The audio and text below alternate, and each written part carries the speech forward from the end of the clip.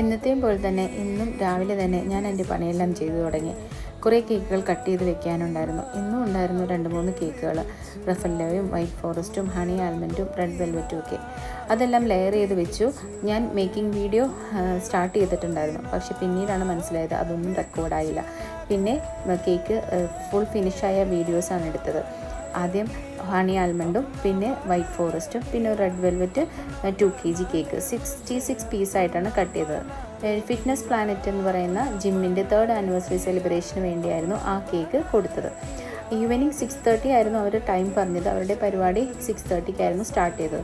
നല്ല മഴയായിരുന്നു, എന്നാലും ഞങ്ങൾ കറക്റ്റ് ടൈമിൽ തന്നെ അവിടെ എത്തിക്കാൻ നോക്കി. അവിടെ ചെന്നപ്പോഴേക്കും ഗസ്റ്റെല്ലാം വന്ന് തുടങ്ങിക്കൊണ്ടിരിക്കുകയായിരുന്നു. അവർക്ക് ആ കേക്കും കൊടുത്ത് അവരുടെ ആ സെലിബ്രേഷനിൽ ഒരു പങ്കാളിയാവാനും ഞങ്ങൾക്ക് സാധിച്ചു. അവർക്ക് കേക്ക് കൊടുത്ത് ഞങ്ങൾ പിന്നെ തിരിച്ചു പോകുന്നത് വേറെ ഒരു 2 ടയർ കേക്ക്